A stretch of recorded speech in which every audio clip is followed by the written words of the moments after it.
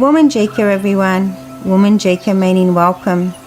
My name is Auntie Julianne and I'm an elder of the Wurundjeri Woi-wurrung people, and in recognition of doing my welcome to country, I'd like to pay my respects to my elders past, present, future and any elders that were here today, and I would also like to welcome you all here today. The Wurundjeri Woi-wurrung tribe consists of three families, the Nevins, the Terricks and the Wandins, and I'm part of the Nevin family. The three families all descend from one woman called Annie Bharat, which makes us one big family. Annie Bharat is the youngest sister of William Bharat, a pioneer for Aboriginal people in the 19th century, fighting for equality and land rights. I'm here today to welcome you all to the land of my ancestors. We call the land within our tribal boundaries our country. The Kulin Nation, Kulin meaning man, is made up of 5 groups. They are the Wurundjeri Woi-wurrung, Boonwurrung, Tanarong, Wathaurong and Dja Dja Wurrung. And to give you an outline of the Wurundjeri country and the area we cover. Wurundjeri country extends from north to the Great Dividing Range, east to Mount Baw Baw, south to the Mooloolik Creek and west to the Werribee River. We cover a diverse range of land from the mountains to the beach and everything in between. Many thousands of years ago, if an Aboriginal person from another tribe wanted to cross our boundary, they would have to sit at the boundary and wait for the Narragadah, which is the headman, or an elder to come past to give permission to cross. Traditional Aboriginal culture was highly territorial, and visitors risked a violent reprisal for crossing a tribal or clan boundary without this permission, and this is how a welcome to country originated in our culture. Traditionally, being welcomed onto country meant you respected Bunjil's law. Bunjil, the wedge-tailed eagle, is our creator, and Wah, the crow, is our protector. And as long as you looked after the country, you had access to our waterways and our land resources. And when you enter our country, we ask that you respect our resources, our fauna, flora and water, as they are very special to us. And when you are ready to leave, we ask that you leave it the way you found it.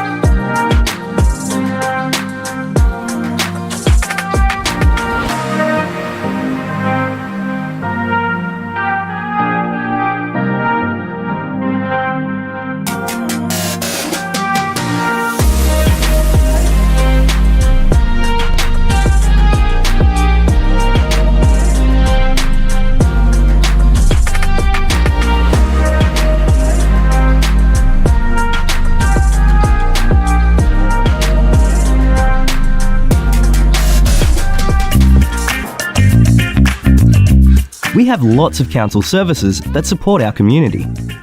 We support families with children, including health services for children and mums, vaccinations, playgroups, childcare, and kinder. We support young people in our community. Through events and activities, we have services that can support people with disability, older people, and carers and family of people with disability and older people. Our libraries support everyone in our community, help people learn new things, and are free to join. We support our community to have fun and be active through events and activities, sport, and recreation areas. We help look after our places and spaces, the environment, and local businesses. We have laws to keep people safe, to make sure buildings are safe, to make sure roads and footpaths are safe, to make sure our places and spaces are safe. We make sure everyone follows the law to keep our community safe and happy. Moonee Valley. It's a great place to live, work, and visit.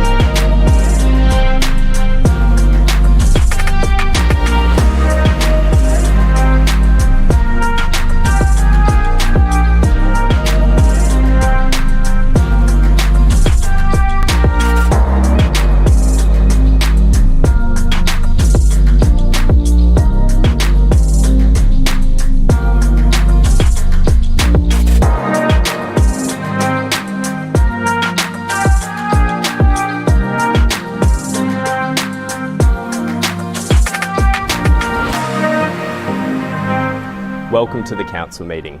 I'm Councillor Piers Tyson, Mayor of Moonee Valley City Council. We aim to get started every second Tuesday at 6:30 p.m. However, sometimes there are some delays behind the scenes that we need to work through, and we appreciate your patience. You can have a look at our agenda online for all the issues that we'll be talking about tonight, and we look forward to seeing you soon. Thanks. So every second Tuesday we work through our council agenda, and what that means is working through things from procedural, day-to-day issues, financial reports, all the way up to the most important things in Moonee Valley, in Victoria or in Australia. And councillors can put up alternatives to that, can put up our staff officers' recommendation, and we can debate that and vote yes or no at the end of the day.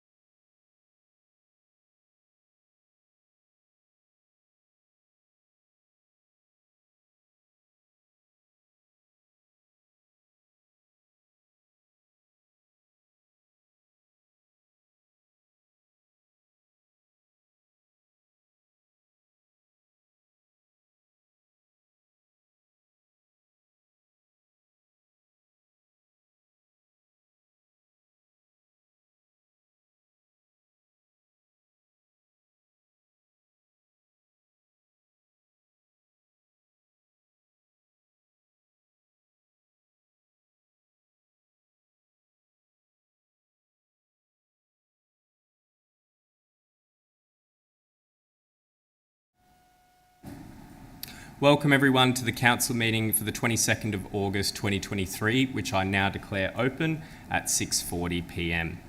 I'd like to warmly welcome members of the public who have joined us in the gallery this evening, as well as those who have joined us at home on our live stream, and the recording of the Council meeting will be available after this to view as well.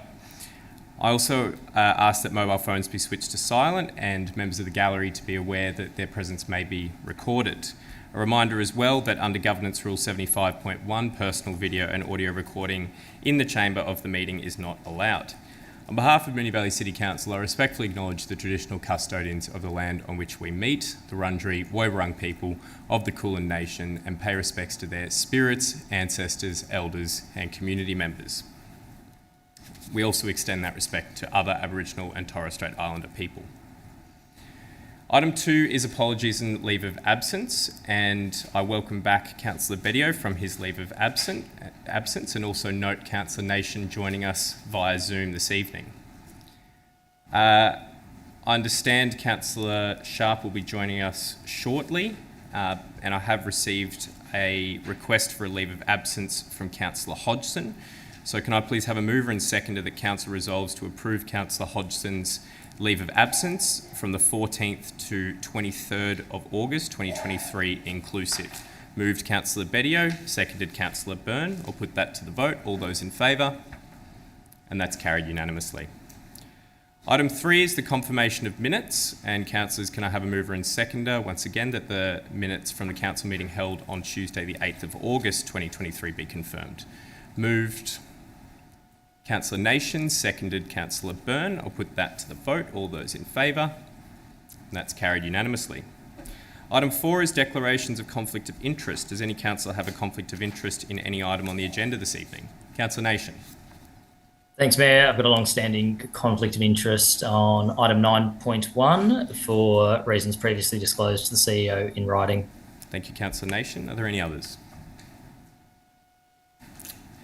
In that case, we move on to presentations. Councillors, do we have any presentations tonight? Councillor Isa. Thanks, Mayor. On Friday, the 18th of August, I represented the Mayor at the Keilor East RSL's Vietnam Veterans Commemorative Service. It was the 57th anniversary of the Battle of Long Tan, and 18 Australian soldiers were killed in action on the 18th of August in 1966. It was a privilege to read the names of these young men, along with the Honourable Ben Carroll. The oldest of these was just 22 years old. The Keilor East RSL had a beautiful service, and for the first time, war widows laid wreaths for their husbands and loved ones that they had lost in the Vietnam War. 2023 signifies the 50th anniversary of the withdrawal from Vietnam of Australian troops on active service. Thanks. Thank you, Councillor Isa. Are there any others? Presentation. Councillor Sypek. Yes, thank you, Mr. Mayor. I'd like to to let the community know that we've had some major wins in the soccer department at Moonee Valley.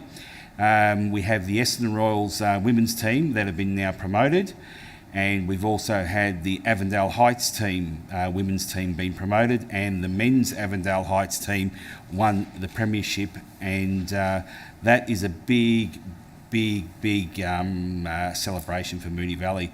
Avondale Heights started off as a humble little club, and look where they are right now. Fantastic, and I think they've had great support from Moonee Valley, and I think they've had great support from the community, but also Essendon Royals, Mr. Mayor. They've had, they've now got the women's team going, so it's looking fantastic for soccer in Moonee Valley. Thank you, Councillor Sypek. I completely agree, and on that note as well, I'm sure members of the public and councillors notice the scarf I'm wearing. So in the EDFL final last Saturday, we've had Airport West who have won in Division 2, and we've also got Duda Stars locally who have won in Division 1. So it's a fantastic result for sport in Moonee Valley over the last couple of weeks, and really all round a stellar effort. Welcome, Councillor Sharp. Any conflicts to declare? No, Mayor. Sorry for the lateness. Thank you for joining us. As well, I'd like to acknowledge the fantastic work of our early learning students at Lincolnville Kindergarten, who has presented to myself and councillors some of the fantastic artwork that has gone into our Bush Kinder program. And it's really fantastic to see young students getting out and about into nature. I'm really proud of what we're doing and looking at expanding wherever we can to make sure that our students are in touch with nature. On to item 6, petitions and joint letters. Councillors, do we have any petitions or joint letters? If not, we move on to public question time, and we've received 2 questions this evening. Both are from Penny Hocking, who is joining us this evening in the gallery. So Penny, if you'd like to come up to the podium and read your first question. Thank you, Mayor, CEO and councillors for taking questions. My question is to do with the extension of contract for provision of animal management services. On page 35, the rationale states that Lost Dogs Home has performed appropriately.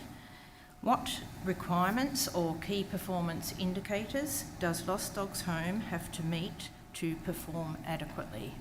Thank you, Penny, and I'll ask our CEO, Helen Swee, to respond. Thank you, Penny, for your question. Through the Mayor, the Lost Dog Home service includes provision of pound shelter service, release of animals, rehoming of animals, disposal of animals, after-hours collection service, and maintenance of records. These key service requirements are assessed to determine compliance and performance. The service is governed by relevant laws and codes of practice, including the Domestic Animals Act 1994, Prevention of Cruelty to Animals Act 1986, and codes of practice relating to the management of dogs and cats in shelters and pounds. In addition, the contract has set KPIs to ensure the Lost Dog Home provides a 24-hour service to the City of Moonee Valley, meets agreed collection timelines, and targets rehousing of unclaimed animals to reduce euthanasia rates. Thank you. Thank you, CEO. Penny, I'll ask you to read your second question. So using the only data currently available for an idea of impoundment numbers and euthanasia rates over a 3-year period, it looks like the total spend of $973,000 equates to around $400 per impounded dog or cat. With close to 50% of cats euthanased, or an overall 30% euthanasia of cats and dogs, is Council confident this is the best value for ratepayers' money? Thank you, Penny. And over to the CEO. Thank you, Penny, again for your interest and care. Through the Mayor, in 2021, Council tendered the animal management pound and shelter service, as well as its after-hour collection service. This service is currently only offered by a few animal management pound and shelter providers in Victoria. The tender submission was evaluated by a 3-member panel. The panel's key evaluation areas were price, capability, and capacity. The evaluation was undertaken in accordance with relevant legislation, procedures, and policies. The tender evaluation panel assessed that the Lost Dog Home provides the best value. The contract was awarded for 1 year with 3 optional 1-year extensions with a maximum term of 4 years. Penny, I'm pleased to advise that in 2022-23 year, Moonee Valley returned or rehomed a total of 84% of cats and dogs that were taken to the Lost Dogs Home. Thank you. Thank you, CEO, and thank you, Penny, for your question. And if there's anything that we need to follow up online, please feel free to get in touch with myself, councillors, or our officers. Thank you. Item 8 is reports from delegates. Councillors, are there any reports on your responsibilities as delegates?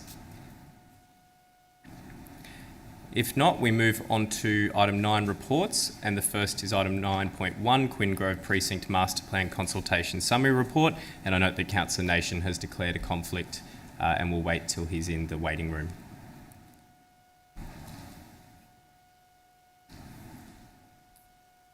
Councillors, do I have a motion? Councillor Byrne. Thanks, Mayor. I'd like to move that, I'd like to move that Council resolves to A, note the community consultation summary report for the Queen Grove Precinct Master Plan, Attachment 1. B, note the conditional letter of support from the Victorian State Government, in brackets confidential attachment 2. C, receive a further report with the updated Queen Grove Precinct Master Plan once the expression of interest process for the development of a highball facility is finalised.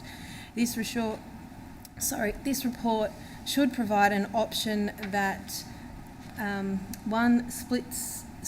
probably can just read that splits the master plan into Part A and Part B, with Part A being the land on the school site, and that should read Part B being the council land, including the tennis courts and synthetic soccer pitch. D, consider allocation of the sport infrastructure reserve towards relevant Queen Grove of the soccer. D, consider allocation of the soccer infrastructure reserve towards relevant Queen Grove Precinct Master Plan projects, subject to the Moonee Valley Soccer Strategy implementation and community joint use agreement with the Victorian Government. E, write to the local member for Nidri Ben Carroll and Minister for Community Sport Ros Spence, asking for funding consideration in the 2024/2025 state budget. Thank you, Councillor Byrne. Is there a seconder? Councillor Sypek. Councillor Byrne. Thank you, Mayor. So this is obviously a really exciting project that has been worked on for many years. A lot of people would say too many years, and there's a part of me that tends to agree, but I do feel like we are getting to a particular point of the project where hopefully we can actually start seeing a shovel in the ground in the not too distant future. There was some really interesting feedback that came back with the consultation report. There was a 79% support for a 6-court highball stadium. There was 75% support for the relocated and upgraded East Keilor Tennis Club pavilion. I am mindful of the specific feedback from the club that was given. 84% for the Scouts. Probably one of the most, 93% support for the east-west shared path for pedestrians and cyclists. But one thing that was somewhat, people were really quite split on was the issues that have come up in a few of our consultation reports now, and that's to do with the synthetic soccer pitch. My gut feel is that people actually love soccer in this municipality. I don't think it has anything to do with the sport itself. I think it has to do with the microplastics and what goes into the actual synthetic soccer pitch. That was a 51% support and 49% oppose. So that was probably something that was a little bit controversial when it came to the consultation report. So what I've done here is I have put forward what was the officer's recommendation, and then I have there was another alternative floating around, but I feel like this one probably hopefully lands where we need it to land, which is by bringing a report back that provides an option that splits the master plan into Part A and Part B, with Part A being the land on the school site and Part B being on the council land, which includes the tennis courts and the soccer pitch. Now, what this will do is we don't want to wait any longer, but we also need to make sure that we have enough time to be able to advocate if there's nothing that comes forward in the next EOI, which we don't know how that's going at the moment. We need to make sure that we have enough time up on our sleeves that it could potentially be advocated for in 2.5 years' time. So if we can get the soccer pitches up on the school site, that's 2 extra soccer pitches that our community is absolutely screaming out for. Whilst council will obviously have to be putting some money towards it, hopefully we can get some state government's assistance. We know that things in council take time to build. We can work along on that side. That can be Part A of the project. That is really exciting. We'll have, I honestly think it'll be thousands more kids playing the sport. And then we can wait either, we might have a great EOI come back, we don't know, but we could at least wait until the next state election. We know that we had the biggest ever commitment locally last time for the Liberals for this Queen Grove highball stadium. We can wait until the next state election, see whether it comes again, and see whether that makes any difference. We don't know. It could be matched by other parties, but I think it would be not ideal to make any rash moves between then, considering we're probably not going to be building anything between now and then anyway.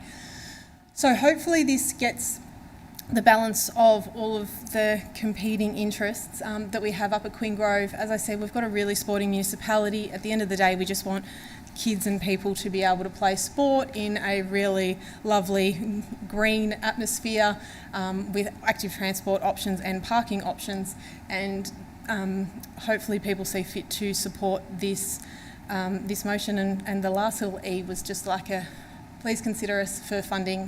There has been some word on the street that we haven't really formally asked, so maybe we should just formally ask and say, yes, we want this, please help us. Thanks.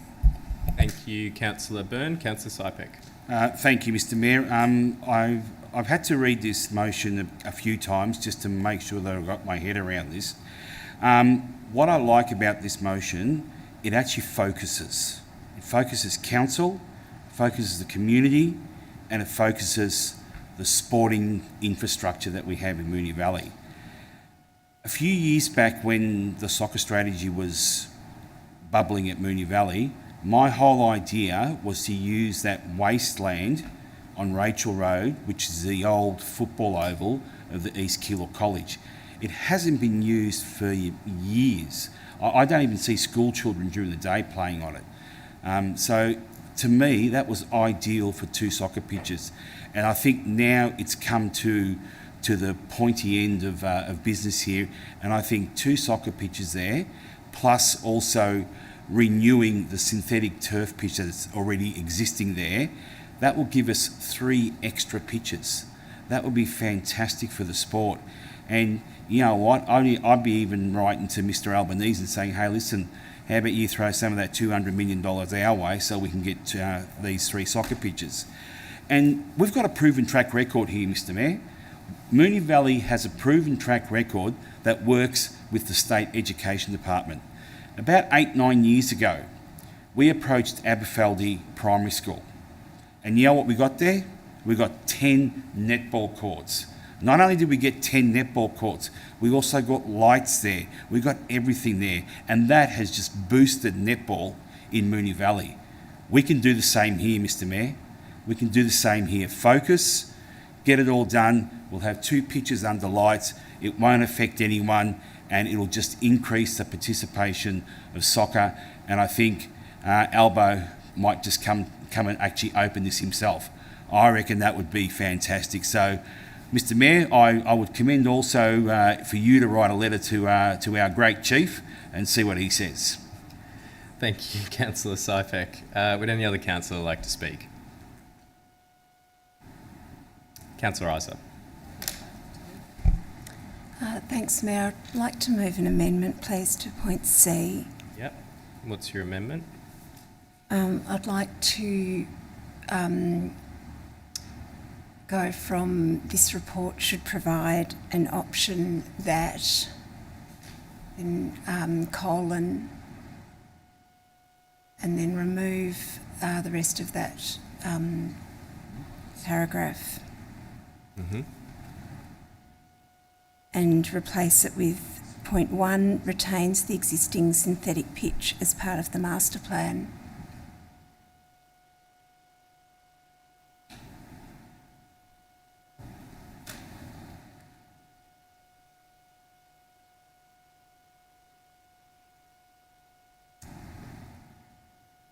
Just getting that in. Yeah.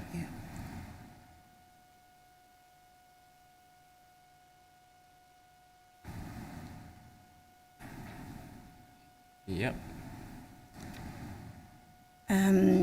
2 removes the Highball Stadium from the master plan, comma, should the expression of interest process not provide for a public-private partnership opportunity. Mm-hmm.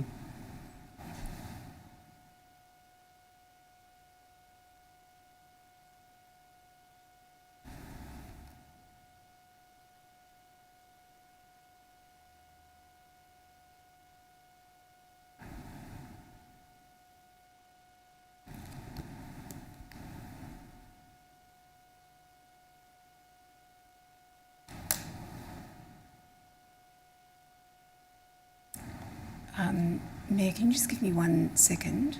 Mm-hmm.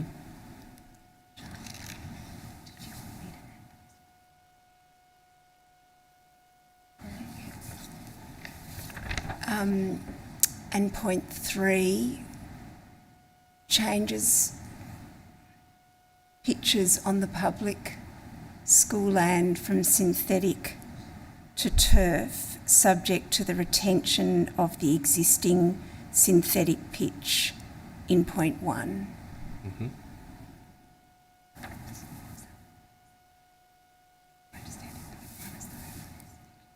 It's okay.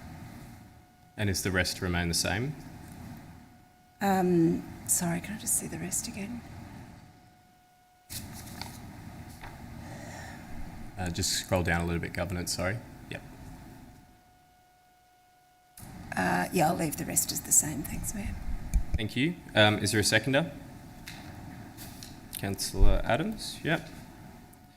Councillor Isa? Thanks. Councillor Burns spoke about the feedback around the inclusion of the synthetic pitches, and so this amendment responds to that fairly definitive feedback that we received from community members about the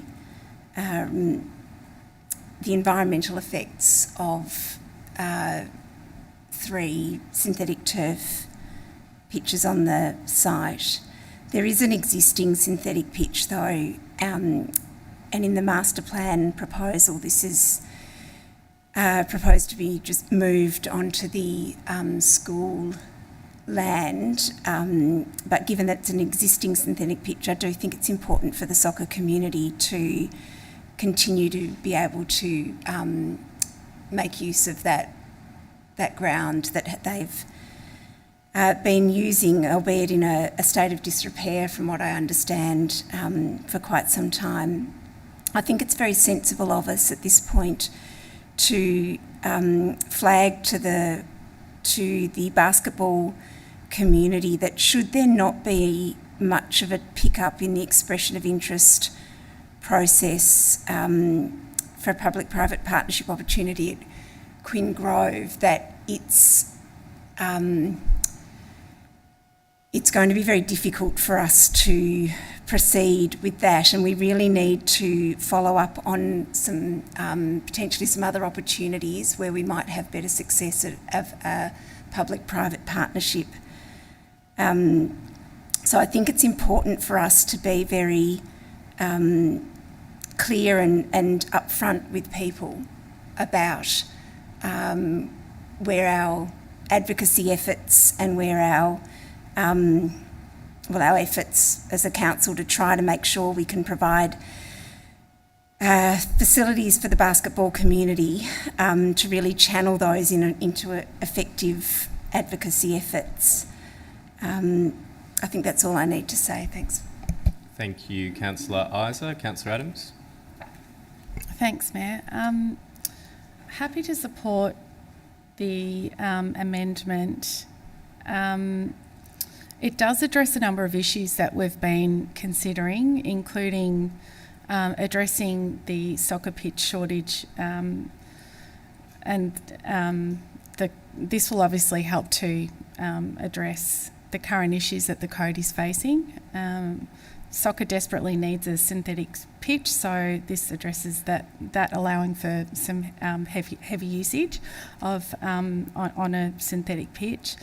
Regarding the Highball Stadium, we know it's cost prohibitive. Council simply can't afford to fund the exorbitant cost of the stadium alone without taking out further borrowings of between $60 to $70 million. So this motion is just asking that we strategically consider other uses of this space if we can't find a public-private partnership opportunity. Thanks. Thank you, Councillor Adams. Would any other councillor like to speak on the amendment? Councillor Byrne? Thanks, I will. Look, I won't be supporting this amendment. I feel like this is a real insult to the basketball community. I think that they'll be really upset to hear this. We don't know if we're going to get any other options through the EOI process where else we can build a basketball stadium. So if we don't keep it in the Quinn Grove master plan and we don't get any other options, what are we going to do? We're just going to say, sorry, we gave up because we couldn't be bothered advocating for it for another state election. I don't know. I understand that this is another option for yet another plan. We love doing plans here. But it costs about, my guess would be, I don't know, $70,000, I would say, to do some sort of a plan. We know that plans are really expensive. And I don't want to be spending money that we could actually be spending on sporting infrastructure on more plans. I want to be getting a shovel in the ground on Queen Grove, even if it's on the school site, to finally get these 2 soccer pitches up. That is something that as a council we have not delivered and we should be delivering. And this is going to get a lot of people really, really upset and disappointed, and I just don't think it's necessary when we're in the middle of a EOI process. The point around changing the public school land from synthetic to turf subject to the retention of the synthetic pitch, like as I said before, the community seemed really split on whether it was going to be synthetic or not. If it was that obviously that's subject to the not having high ball is what it really should be saying. So, yeah, I'm obviously disappointed in this. I think that it is a waste of council's money doing this.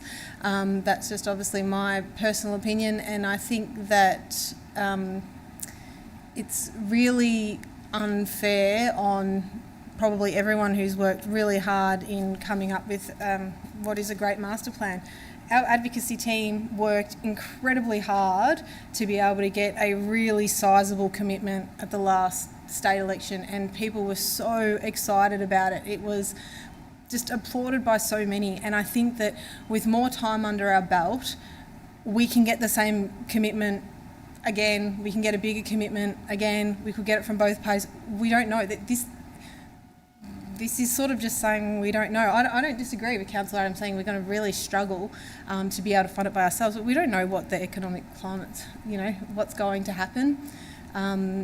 Anyway, without another option in front of us at the moment for a high ball, I'm not willing to give up on it just yet and spend more money on a plan. Thank you, Councillor Byrne. Would any other councillor like to speak on the amendment? Councillor Sypek. Thank you, Mr. Mayor. I can see both sides here, but what I want to do is I want to once again refocus on what we're actually trying to do here. We've got a synthetic pitch there that's end of life. That needs replacing, and that's, I think, is quite okay. We've got a piece of land that's owned by the State Education Department that can be converted into 2 grass turf pitches for soccer. Fantastic. And we've also got plans, or we've got some kind of initiatives for high ball there. And maybe it might not happen this year, but there could be expressions of interest in the next 12 months. Who knows? Do we want to just shut the door on this and slam it shut? I don't think so. I think we should leave it open. I think we should not just completely delete it. There are a lot of things that I could mention that I thought would never happen in Moonee Valley, but it has happened. And I'm just saying an example, the netball. I never thought we were going to have 10 netball courts under lights in Moonee Valley, and that has been a major success story for us. Now, if we'd have slammed the door on that beforehand, where would we be? Baseball. If we slammed the door on baseball many years ago, where would we be? We wouldn't have a Chris Lane field. We wouldn't have lights there. What a great memory that is. That's the things we should be proud of. And I think, as much as it pains me to say, but I don't like when big numbers are thrown around like $60 million and $70 million. They're just figures that people are plucking out of the idea. We don't have proper pricing and quoting, and the state government, well, we won't be asking them for any quotes on what things happen around here, but we need their help. We need the help of the federal government, and as much as we might not have an expression of interest, who knows what could change in the state or federal area. Maybe something might happen out of this. Who knows? Like I said, I just don't want to close the door on this. I'd rather keep it open. Thank you, Councillor Sypek. Would any other councillor like to speak on the amendment? Councillor Bedio. I'll concur with Councillor Sypek. Yes, it's pretty obvious at this point with our capital works program, with how it is, it's not something that we can afford to deliver at the moment. However, what we've learnt from the past, in particular seeking grants, is that we need to be shovel ready and we need to have projects ready to be able to deliver. And I think it's a really compelling argument, and it's a compelling argument that the basketball community has put to us, which is why we are at where we're at, that I believe at some point a minister or someone from government will say, you're right, we need to deliver this in Moonee Valley, and unless we have those plans ready to go, then that's not going to happen. So I think it's really important that we aim high. This is an important project that we need to deliver, and by scrapping that project out, then it's never going to happen. Yes, council can't afford it right now. We might not be able to afford it in the short term, but there's still a chance that government will come to the table and say, you know, right, there is a shortage here and we need to help deliver, and unless we have that option ready, then that's never going to happen. So for that reason, I can't support this amendment. Thank you, Councillor Bedio. Would any other councillor like to speak on the amendment? Councillor Sharp. Thank you, Mayor.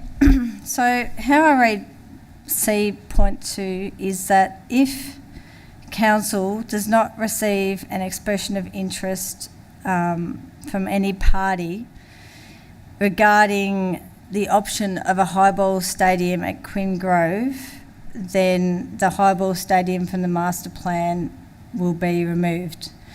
So this motion, from what I can read, is effectively allowing for that process to occur and is stating that should we not receive an expression of interest,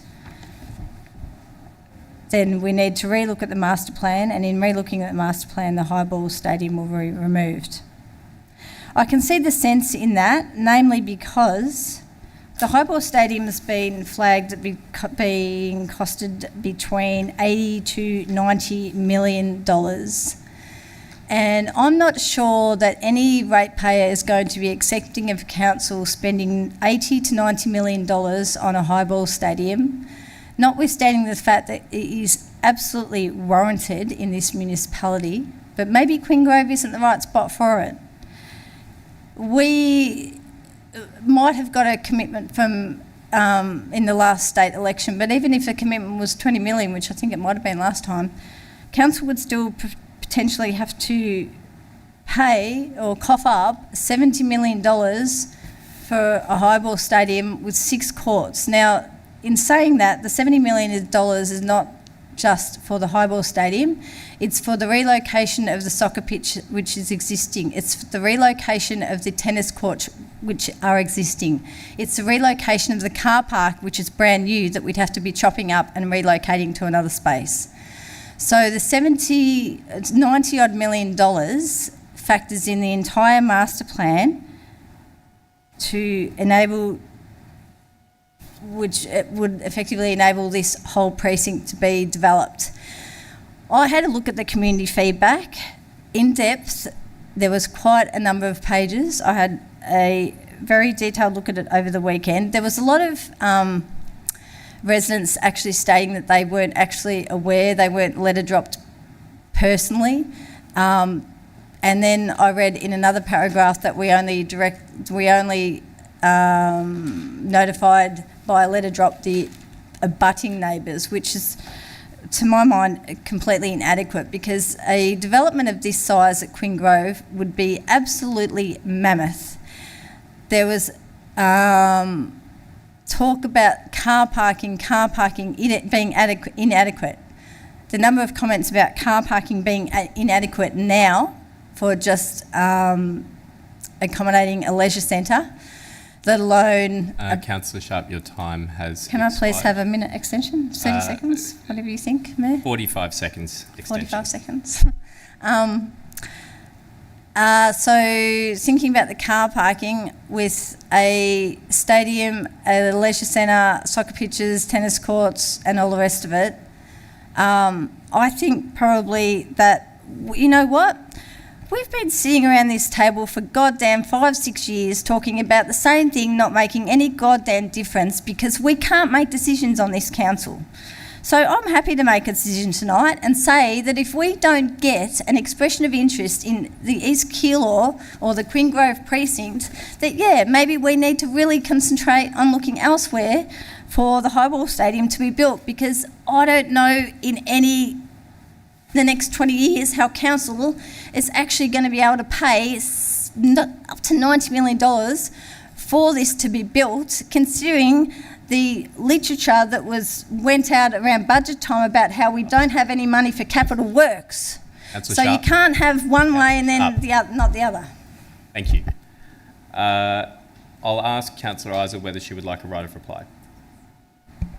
Happy to pick up on that final point, Councillor Sharp, in terms of the budget receiving some criticism for borrowings and for unaffordability of capital works. And I think that's exactly what we're responding to in this amendment here, which is that it is unfair to put to our community a master plan that we can't afford. Several years ago, the Flemington Hub master plan was cut for that very reason, that there was a sense in the chamber that it was unfair to commit to a master plan that couldn't be afforded. And it is exactly that logic that's being brought to the table here. There was comment made that this was an insult and unfair and that people would get upset. Well, not if we actually tell people the truth, because the truth is very straightforward, which is that this council is pursuing basketball facilities in a way that can be afforded and that have a realistic possibility of being funded. So if everyone around the chamber commits to communicating the truth to our community, then I'm sure that people will understand why we're choosing to put this forward. I think we need to read the government room in terms of funding at the moment. We're heading for a recession. We're heading for cost blowouts that both levels of governments are having to scramble from. I think the possibility of us getting what we want from either level of government is unfortunately just not realistic at the moment, and we need to swallow that and look at other opportunities, which is exactly what we're doing in pursuing a PPP. Thanks. Thank you, Councillor Isa. I'll put that amendment to the vote. All those in favour? It's Councillor Adams, Councillor Isa, Councillor Sharp, Councillor Tyson. All those against? Councillors Bedio, Byrne and Sypek. I declare that amendment carried to form part of the substantive motion. So we now return, having moved Councillor Byrne, seconded Councillor Sypek. Councillor Isa, can I clarify whether you hadn't spoken to the motion, had you? You had the call, did you want it? Or otherwise would any other councillor like to speak? Yes, yeah. Would any other councillor like to speak? Councillor Sypek, you seconded the motion. Would any other councillor like to speak?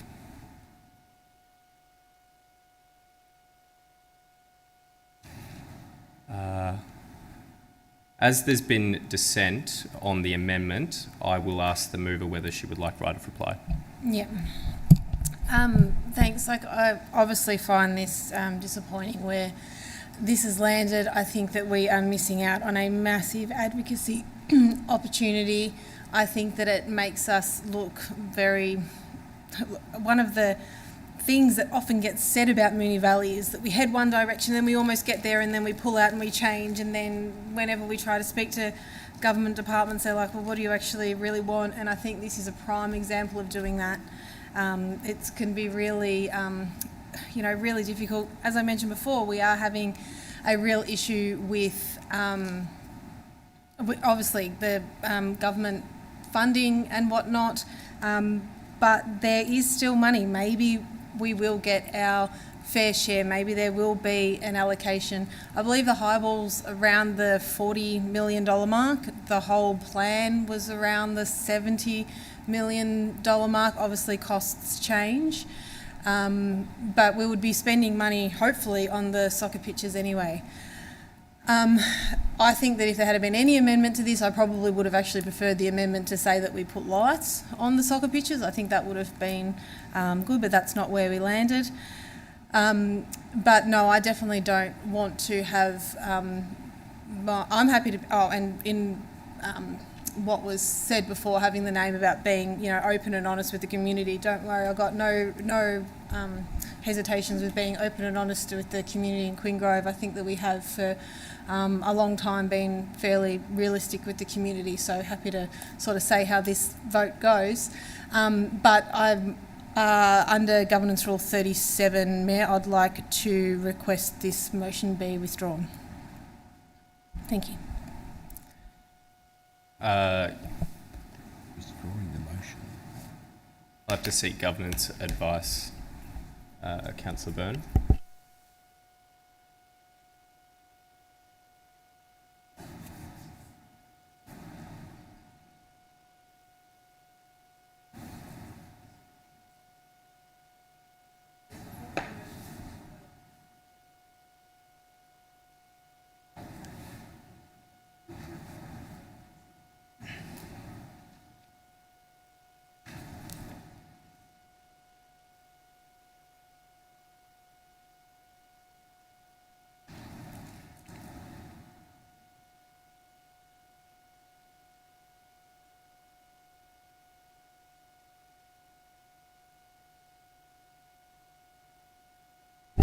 Councillor Byrne, under clause 31.3, after the right of reply has been taken, the motion must be immediately put to the vote without any further discussion or debate. I therefore must put the motion to the vote. So I will do that. Councillor Byrne, I have to put the vote after the right of reply. So, what's your point of order?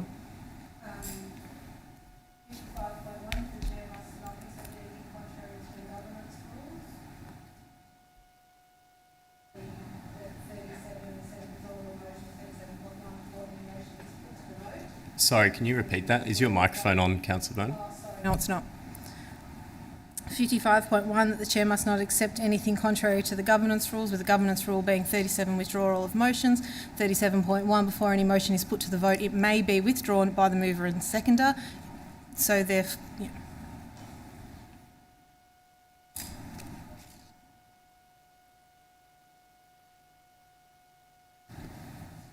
I'll have to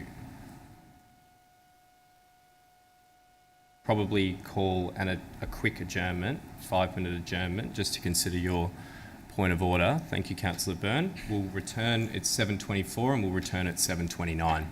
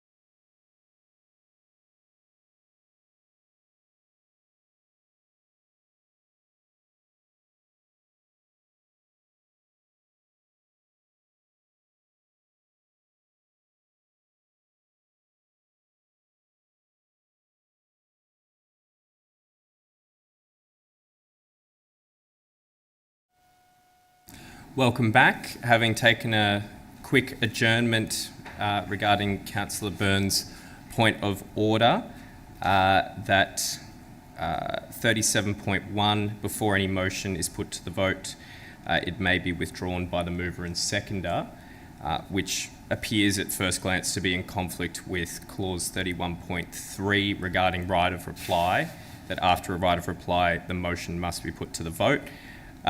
In considering the point of order, I believe that 31.3 prevails due to the distinction between a motion may be withdrawn by the mover and seconder, which is superseded by the motion must be put to the vote after a right of reply. So I don't uphold that point of order, but I appreciate Councillor Byrne you bringing that to my attention, and it's probably Okay, Mayor, then, and point of order. Do I say point of order? I'm not sure. Point of order 60.1, I'd like to move that the Chair's ruling from 31.3 be dissented from. Thank you, Councillor Byrne. So as a mover of the point of order, you would not be able to assume the chair, so we'll have to conduct an election for a temporary chair to rule on your point of order. Councillors, are there any nominations for temporary chair? Councillor Byrne. As the recent Deputy Mayor, I'll elect Councillor Jacob Bedio. Thank you. Councillor Bedio, is the nomination accepted? Can't accept the nomination tonight, Mayor. Thank you, Councillor Bedio. Are there any nominations for temporary chair? Councillor Byrne.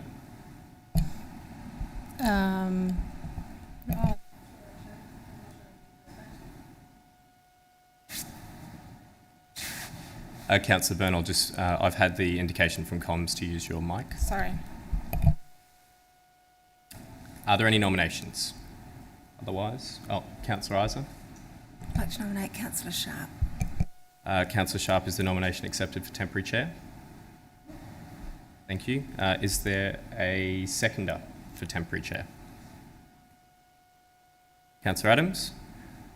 Are there any other nominations for temporary chair? If not, I will put that to the vote. All those in favour of Councillor Sharp taking temporary chair? That is carried unanimously. So Councillor Sharp will be ruling on the point of order that was just ruled on and dissented by Councillor Byrne.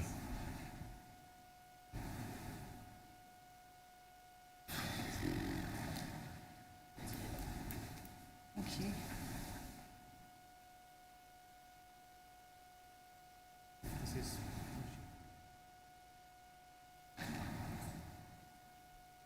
Don't worry, you'll be back here in a couple of months.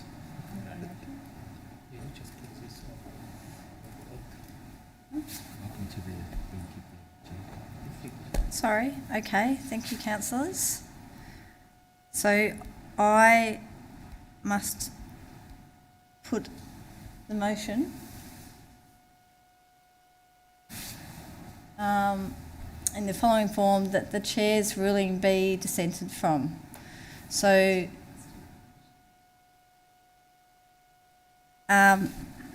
one second, sorry.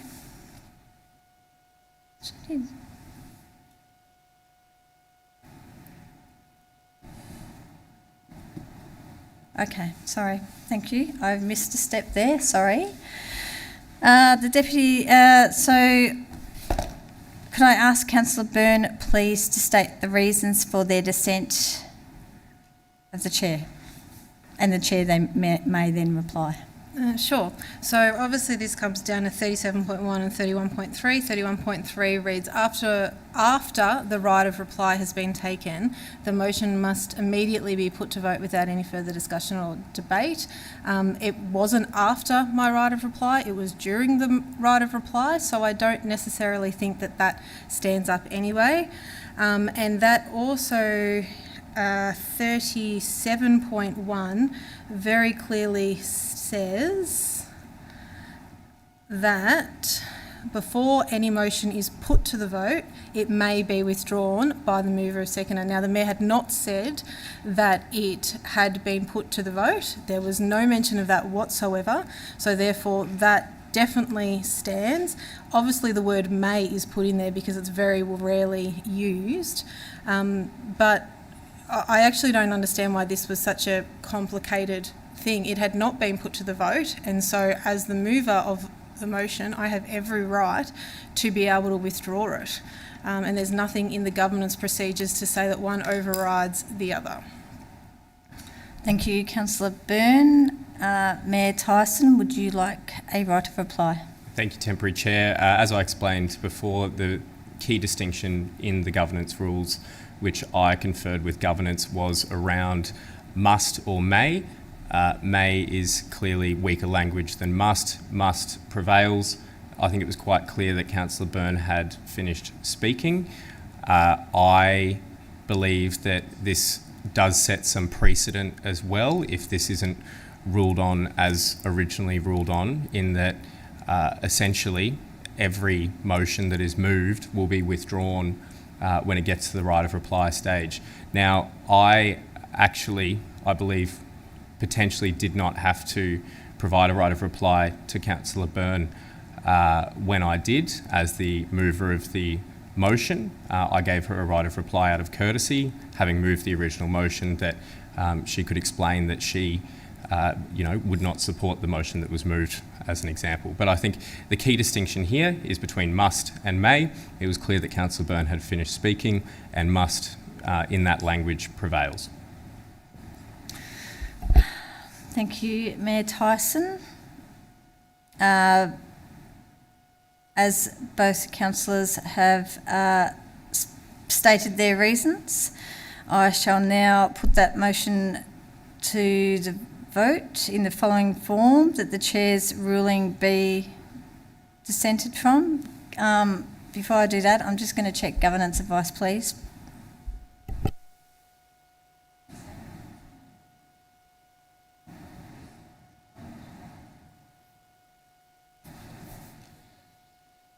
Okay, so now I'm just asking to vote on that motion, that the Chair's ruling be dissented from. All those in agreement? Sorry, can you say it again? I think you... Sorry. The vote is whether... For the Chair's ruling to be upheld. To be dissented from. Okay, I'm kind of confused there. Councillor Byrne, Councillor Sypek. All those against? Councillor Tyson, Councillor Isa, Councillor Adams, Councillor Bedio, Councillor Sharp. That ruling is lost, and I now invite the Mayor back to chair the meeting.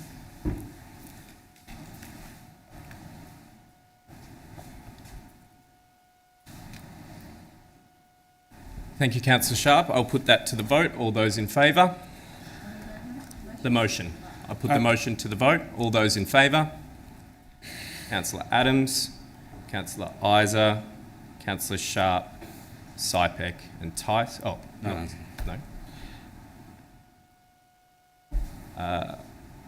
All those against?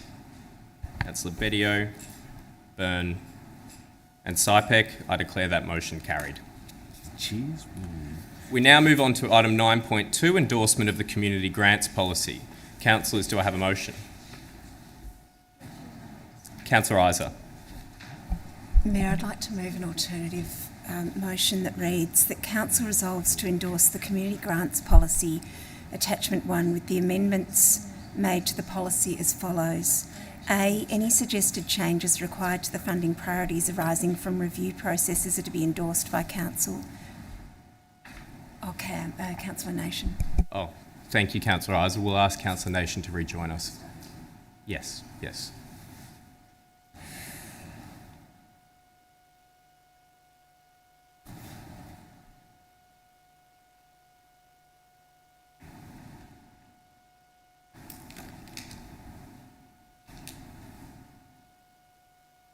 Welcome back, Councillor Nation. Apologies, we had a quick false start, so I'll return to the very start of the report. Item 9.2 is endorsement of the community grants policy. Councillors, do I have a motion? Councillor Isa. Microphone, sorry, Councillor Isa. Didn't press hard enough. I'd like to move an alternative motion that reads that Council resolves to endorse the community grants policy attachment 1 with the amendments made to the policy as follows. A, any suggested changes required to the funding priorities arising from review processes are to be endorsed by Council. B, make all the relevant adjustments arising from point A above into the endorsed grants policy in brackets attachment 1 as follows. Bullet point 1, page 5, funding priorities. Following an annual consultative process, the grants steering group will review additional annual funding priorities that align with the policy and recommend any changes for council endorsement.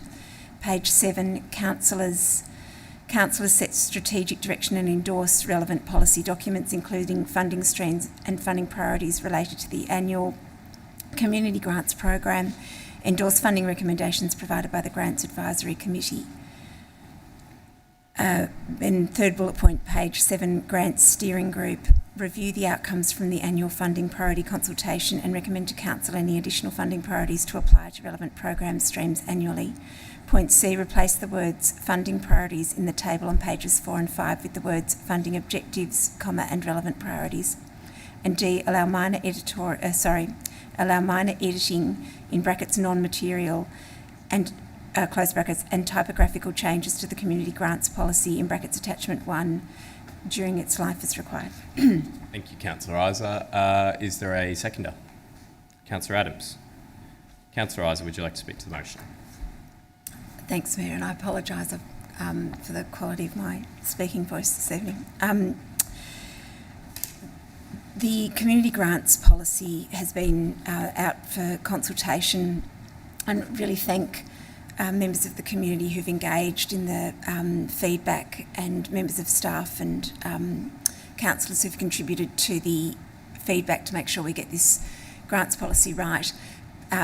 People might remember that we've changed the grants process on advice so that councillors are now separated from the assessment of grants, and that our role as councillors is to set the strategic direction for the grants. And so this alternative motion also just retains with councillors the setting of the funding priorities as they may be relevant each year. We saw during the pandemic that one of the emergent funding priorities was to respond to the pandemic. So while we're hoping that that sort of situation never arises again in our lifetime, that's the sort of circumstance in which council may flexibly and nimbly respond to contexts to set some priorities.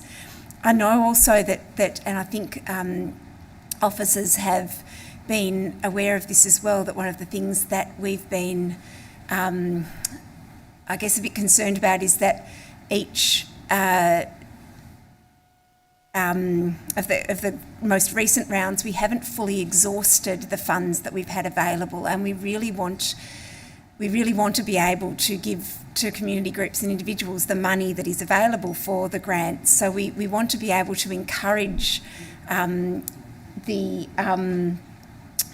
applications from community members towards the sorts of things that our strategies and our plans are really directed towards.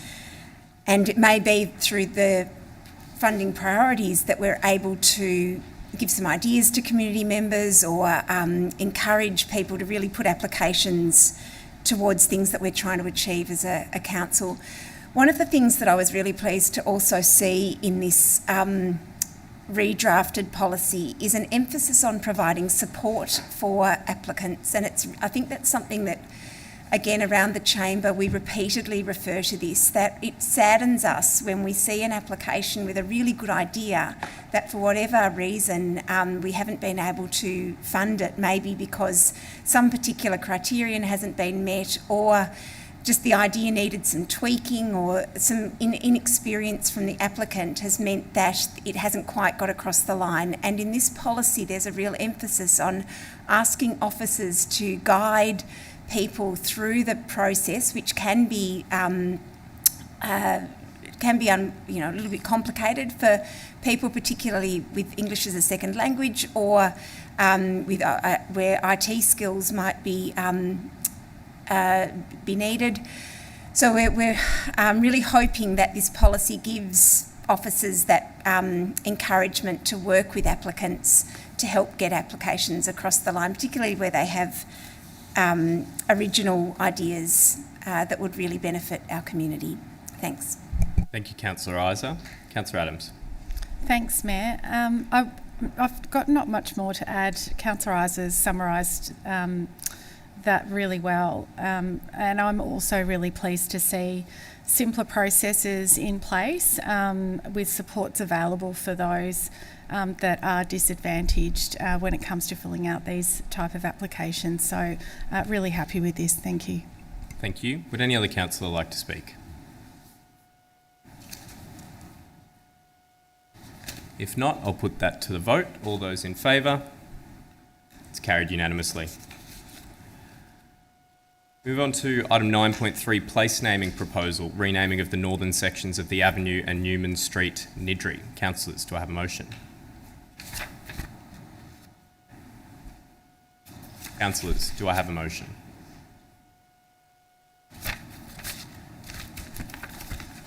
If not, that will lapse. And that has, Councillor Adams. I'll just move the officer's recommendation. Thank you. Thank you. Is there a seconder?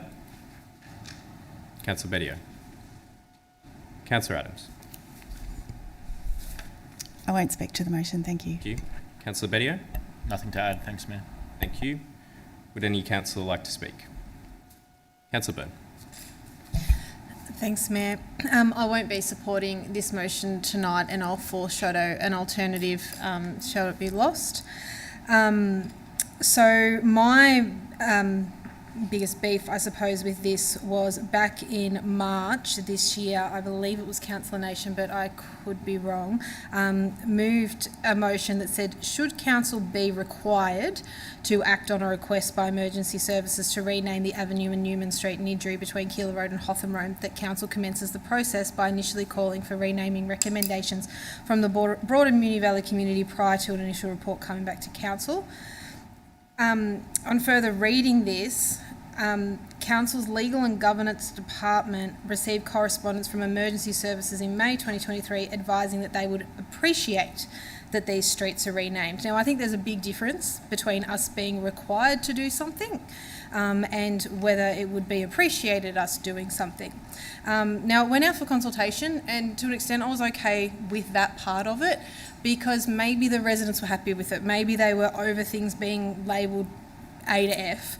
Maybe there were some really good suggestions, but the feedback that we received from this consultation, generally speaking, from the actual residents living in the street, they don't want a bar of this. I was involved in the renaming of Clarendon Street, a part of Clarendon Street in Avondale Heights, and it is not a fun process. It's a costly process, it takes a long time, and I don't really blame people for not really liking it. So I really only want to do it if we have to do it and we're being required to do it. Everything that I can see here, and from what I've read, is that we're not required to do it. It is just appreciated, and I do take note that it's appreciated for public safety of the renaming did not go ahead. I think that the way that the streets are going, and these are, I acknowledge that they're unusual streets, but they've also how they've been for a long time without particular issues. I don't think this next step's going to go down particularly well, and I think that we should wait, as per the initial council resolution, until we're actually required to do it. And at the moment we are not required to rename these streets, so I don't think that we should be doing it. Thanks. Thank you, Councillor Byrne. Would any other councillor like to speak? Councillor Isa. Thanks, Mayor. Look, I think this report sets out for us why we perhaps need to reconsider that position that was of March 2023, and it's because we've got some streets where there have been subdivisions where houses have been given letters, and these are non-compliant with the Australian standards. So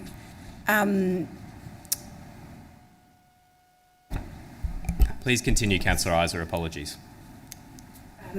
Okay, I'll continue. So the report sets out that both of these little stretches of streets are non-compliant because of the order in which the letters have been allocated to the homes and the number of letters that there are. My understanding is it can only go up to that they exceed whatever the limit is.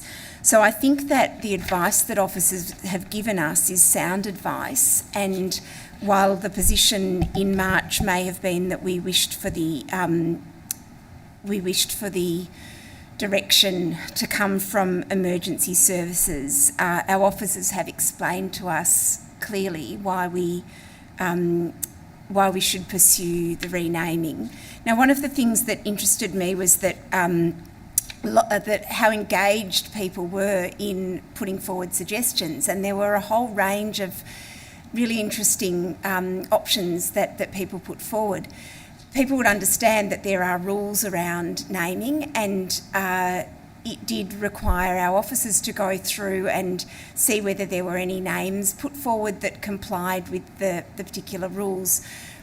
What officers have responded to is a clear preference from people who contributed options for Indigenous and nature-based names, which I'm really supportive of as well. And I think around the Chamber we are making an effort to follow through on our reconciliation plan to prioritise Indigenous names, and certainly around the Chamber I know there's support for nature-based naming as well. So the two names that are being put forward fit in with this theme that came through from the feedback from many residents. And they are also words that have been approved by the Wurundjeri Woiwurrung Cultural Heritage Aboriginal Corporation, and that's obviously terribly important if we're looking at using Woiwurrung language in naming. So I'm supportive of the officer's recommendation. Thanks, Mayor. Thank you, Councillor Isa. Would any other councillor like to speak? Councillor Nation. Thanks, Mayor, and thank you, Councillor Byrne, for picking up on that first time this came before council, where there didn't seem to be much appetite within the chambers to proceed, and therefore that motion that ultimately prevailed was that one saying, look, if our hand was forced, we would do it, but we were waiting for our hand to be forced. Now, I note that at the same time there was one in Strathmore which had the same motion, and I don't think that hand has been forced. So it's interesting that this one's come back. For me, there's a couple of things that I just still think aren't sitting right. One is with the avenue. It probably doesn't alleviate the issue with some of the properties on the avenue also having numbers of Hotham Road and Haldane Road. You look at 103A, 122A, 105A. I'm not confident they're going to be renumbered, or if they are, I don't think they should be. With Newman Street, it's mainly those 1A, B, C, D, E, F. I don't know if you can do 1 of 1, 2 of 1, 3 of 1, 4 of 1. There already is a 1 of 1. If Newman Street section that gets done, this still means that Newman Street starts at 10A, and it will further confuse people. But I guess my other issue is with the consultation, because when we have done consultations where we go out and get people to pick a name that we put forward, there's normally 2 or 3 options. In the actual consultation report, you'll see that there were a whole range of options. I think 19 names for the avenue were suggested, and 13 for Newman Street. Probably won't go with Blood's Crib. I think that probably isn't appropriate for the region. But of the other names, there were some really good suggestions. And also, I think there was a mix. So for Newman Street, six people wanted a person of significance, 4 wanted Indigenous, 2 wanted geographical location, 1 other. So there was even a variety and diversity of views as to if we should name it after someone local or Indigenous.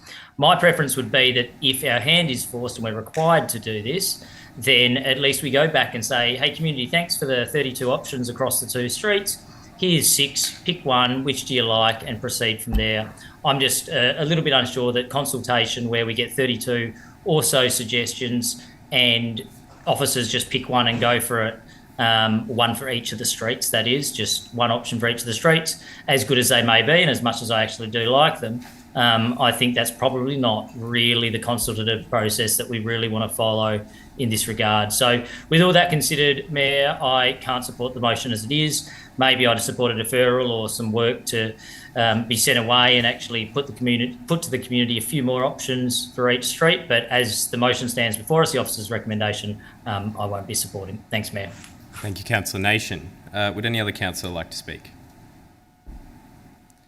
As there's been some dissent, I'll ask Councillor Adams whether she would like a no. In that case, I will put that to the vote. All those in favour? It's Councillor Adams, Councillor Isa, Sharp, Tyson. All those against? Councillor Bedio, Byrne, Sypek and Nation.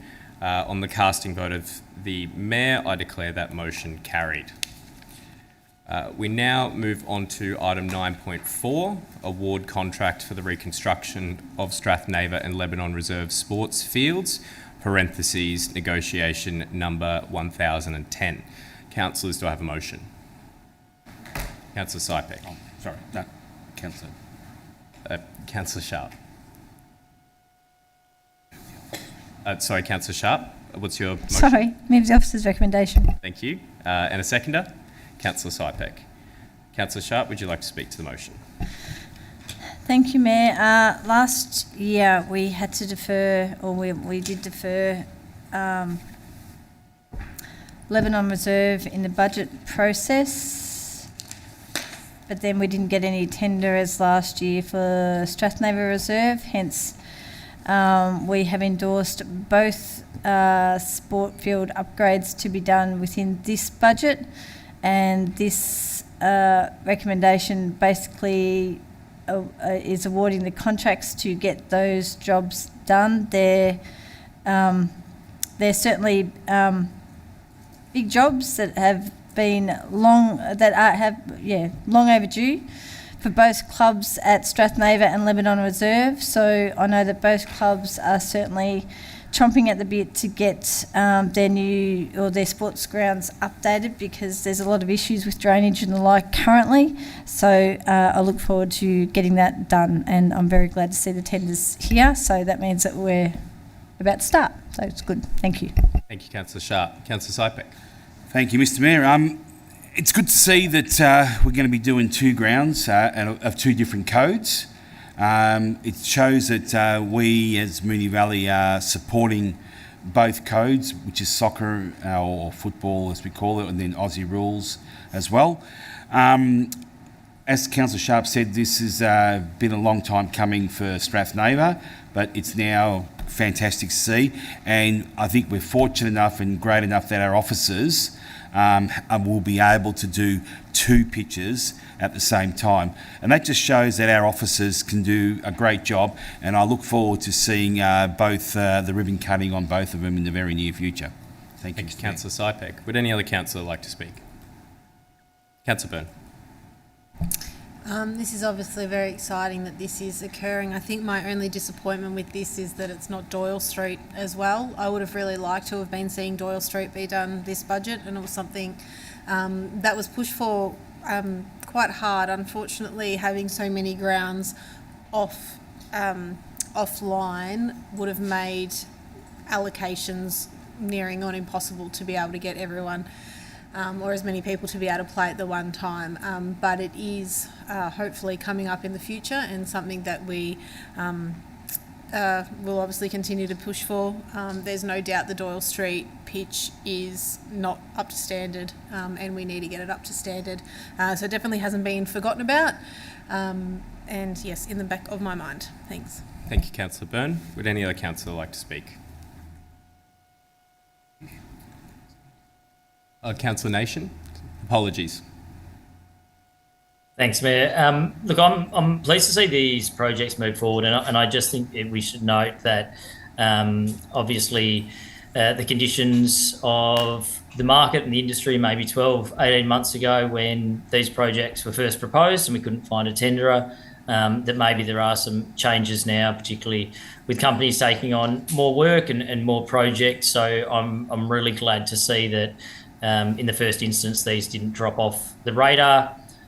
We kept them in the budget. We, I think, deferred at least one of them and went to the well again to see if there were tenderers that were interested in the project. And you can see in the part of the report that's not confidential that obviously there were a number of parties that tendered that this time. So I think that's important for us to note as a councillor unit, that if we are struggling to find either entities to develop partnerships or to tender for works, that it shouldn't just be cease the project. We might have to park it for 6 to 12 months and then go back out to market. But obviously the environment's changing, and really glad to see that two of these fields that are in really low-lying in the areas, and that's predominantly where all sports fields are. It's where you can't build houses. That's the whole reason there's sports fields and there's not houses there. So we know that they're susceptible to flooding, susceptible to wet weather. That's why they're sports fields, and so yeah, really glad to see these projects proceed and these tenders awarded tonight. Thanks, Mayor. Thank you, Councillor Nation. Would any other councillor like to speak? Councillor Adams. Thanks, Mayor. Just to thank also our sporting clubs that use these grounds. They've been a long time coming, as Councillor Sypek said. So really pleased to see them finally getting done. So thank you to our community for being patient. Thank you, Councillor Adams. Would any other councillor like to speak? If not, I'll put that to the vote. All those in favour? That's carried unanimously.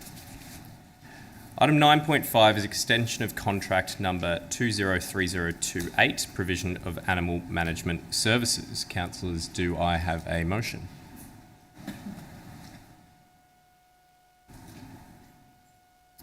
Councillor Bedio. I move the officer's recommendation, Mayor. Thank you. And a seconder? Councillor Sypek.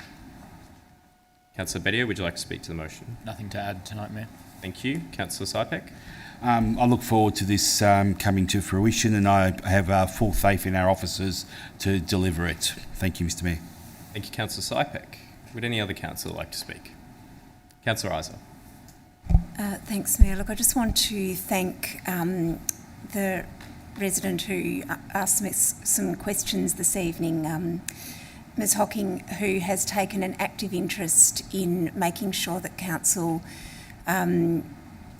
does the right thing by our animal management services. And it's really important that we have residents like that who take a really active and engaged interest in the very many contracts that we are involved in and engaged in at council. And Ms Hocking has raised a number of questions around this contract, and I do hope that the CEO's responses that were provided tonight gives a good deal of assurance that this particular contract, in the fourth year of its application, is an appropriate one for council to engage in. We have seen a really marked improvement across our council term, I think, in terms of the increase in percentage of animals who are returned to their owners or rehomed, and a decrease in euthanasia. I noticed that my time, so I don't know how. Sorry, I'll just keep talking. Councillors, you've got a minute and a half left. Thanks. Look, just on that point, I did just want to take the opportunity to remind people that obviously we can't home animals if they haven't been registered or microchipped. It's then just potluck as to whether you can find your cat and dog. So an extra request, please, for people to make sure their animals are registered. We do have some fairly low registration rates of cats, I think it is. So that's really important. The other point is something I have wanted to say and forgot. So just is the cat curfew, which is just to remind people that often cats go missing at night, and we do have a cat curfew in Moonee Valley, so people are asked to please keep cats in after dark, and that will help to keep them safe. Thanks. Thank you, Councillor Isa. Would any other councillor like to speak? If not, I'll put that to the vote. All those in favour? That is Councillor Adams, Bedio, Councillor Byrne voting against. Thank you. Councillor Isa, Sharp, Sypek, Tyson. All those against? Councillor Byrne, Councillor Nation. I declare that carried. We now move on to item 9.6, Audit and Risk Committee Biannual Report, January to June 2023, and minutes of Audit and Risk Committee meeting 19 June 2023. Councillors, do I have a motion? Councillor Isa. I'd like to move an alternative motion, please, Mayor, but I've just lost my page. I'd like to move the officer's recommendation with an additional point C, please, that reads to request the Mayor write to the independent chair of the Audit and Risk Committee to raise concerns about the Council not having access to the Chief Executive Officer's report to the Audit and Risk Committee, nor access to the members-only sessions, nor the minutes of the members-only sessions, and request the committee consider ways to resolve these concerns as soon as possible. Thank you, Councillor Isa. And governance, I'll just note on the screen there, the second word was not read out, and just to delete that, thanks. Request that, the word that. Thank you. Is there a seconder? I'll second it for Councillor debate. Thank you, Councillor Sypek. Councillor Isa. Thanks, Mayor. Look, the Audit and Risk Committee is a really important body at Council. It's an independent advisory committee, and its purpose under the Local Government Act is to assist Council to discharge our responsibilities in terms of managing our auditing processes, internal and external, our financial auditing, our auditing of a whole different range of aspects of Council, and to take oversight of our risk management. So it's an incredibly important committee, and it is established under the Local Government Act as an independent advisory committee, so that we as a council can take the advice that's provided to us as independent advice. So the minutes and the biannual report that come to us, again, that reporting process is set out by the Local Government Act. It's really important that those come to us to provide us with this advice, because that is the whole purpose of the committee. It's to advise us on the risks that we might face as an organisation. The Audit and Risk Committee is not a decision-making committee, it's an advisory committee. So the information that it provides to us is key. My concern that I've raised there in point C is that there are some aspects of the Audit and Risk Committee that don't actually come to us. And it concerns me that we as councillors are expected to discharge our responsibility without actually having the information and advice coming from this advisory body. So one of the things that doesn't come to us is the CEO's report to the Audit and Risk Committee. It's not included in any of the minutes that come to us as a council. It's provided to the councillors who are members of the Audit and Risk Committee, but that is only a third of the council. which means that I feel completely unable to discharge my responsibility as a director in terms of audit and risk, because I don't know what risks the CEO has put forward to the Audit and Risk Committee. I have been attending Audit and Risk Committee as an observer for the past 2 years. I read all the papers, I turn up, I listen to the discussion, I read the minutes. That's as much as I can do to make sure that I'm across any risks that we might face as an organisation. But there's still a gap because I don't know what the CEO is telling the Audit and Risk Committee. And all I'm asking in this point C is that we write to the chair of the Audit and Risk Committee and point out this gap and ask the chair and the committee to come up with some solutions. I'll leave it there for the moment, thanks. Thank you, Councillor Isa. Councillor Sypek, would you like to speak?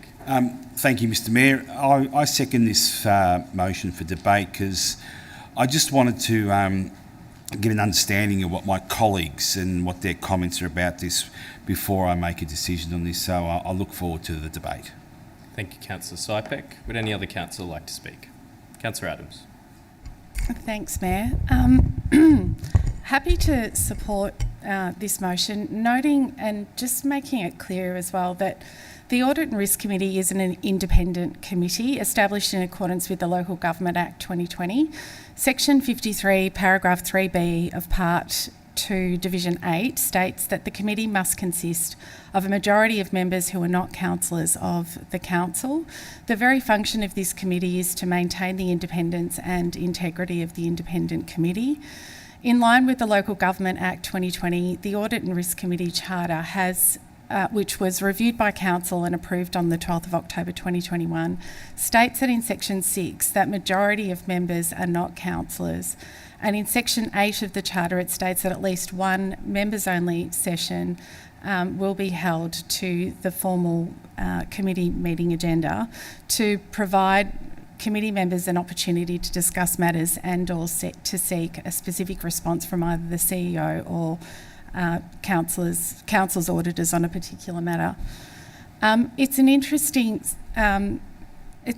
point that is raised by Councillor Isa around councillors' liability for risk. The challenge for all directors of any organisation is to ask the right questions. It is in fact up to individual directors to ask the right questions, and that is a director's obligation under the Corporations Act. The very fact that the LGA states that members must outnumber councillors on the Audit and Risk Committee very much signals and enforces that the onus is on individual councillors to ask the right questions, to address or uncover potential risks. I'm not saying that it's right or wrong, it's just the law. Happy to support Councillor Isa and others who want transparency over the CEO's report, the members-only session, noting that the CEO is not a member of the committee and is invited by the chair to member-only sessions. I think it's understandable that councillors would like to be informed on matters raised in this report. Currently, the CEO does disclose details of the report to councillors in various ways through CEO and councillor-only meetings and formally through confidential councillor updates. I think it would be reasonable to formalise this, so happy for the Mayor to raise this with the independent chair. Thank you. Thank you, Councillor Adams. Would any other councillor like to speak?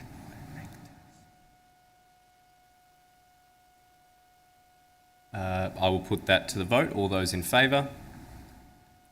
It is Councillor Adams, Councillor Isa, Councillor Sharp, Councillor Tyson. All those against? Councillor Bedio, Councillor Byrne, Councillor Nation, Councillor Sypek. On the casting vote of the Mayor, I declare that carried. Item 9.7 is the MVCC property strategy. Councillors, do I have a motion? Councillor Nation.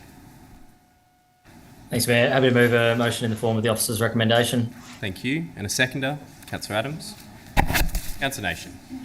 Thanks, Mayor. Look, this has obviously been a long time coming, and it's something that we probably discussed in our first 3 or 4 months as a councillor unit into having a strategic and pragmatic way of obtaining and disposing of properties. You only need to have a look at either council's annual budget or long-term capital works plan and long-term budget finances and see council holds a significant amount of property assets. Now, obviously, probably 98% of those are much valued and loved, things such as sporting ovals, community halls, the Civic Centre, the Clock Tower, etc. But we do have some other land holdings that have either come into our possession over time or have been purchased through previous delegated committees of council, which have since been dissolved. We have, as a council unit this term, had a little bit of an ad hoc approach to identifying parcels of land that may be of interest and disposing of assets. Ultimately, best practice is having a property strategy, and that guides some really strategic decisions that the council can make. There are some councils that have been doing this for a considerable amount of time and have a really strategic method of either obtaining and disposing of properties to ultimately assist with the development of community facilities. We know that we're in extremely tight position, particularly in terms of borrowings, and that was no doubt something that was heavily discussed during the budget debate. So I do feel like it is a really important next step to start the stage 2 of this process. Stage 2 to really start developing the bulk of this property strategy. We've had some really good input from Ernst & Young and some other partners, and I would really like to see that by the end of this council term that this property strategy is there to guide future council terms, particularly given the financial situation we're in and the general economical climate. So councillors, I'd commend this. I would note it's come a lot later than I would have liked, but at least we have that stage 1 done, and I look forward to hopefully giving officers direction through this motion to deliver stage 2 and finalise this property strategy. Thanks, Mayor. Thank you, Councillor Nation. Councillor Adams. Thanks, Mayor, and thanks, Councillor Nation, for explaining all of that. As you state, this is a long time coming, so I want to thank our team for all the work involved in this. As Councillor Nation stated, the great thing about the two-stage process is that we'll be able to pursue the more immediate opportunities for acquisition and disposal using an established and logical assessment process, while the rest of the comprehensive property strategy is developed in stage 2. Thank you. Thank you, Councillor Adams. Would any other councillor like to speak? If not, I'll put that to the vote. All those in favour? That's carried unanimously. We move on to item 10, notices of motion. However, we have none listed on the agenda tonight, so we move on to item 11. Councillors, do we have any urgent business?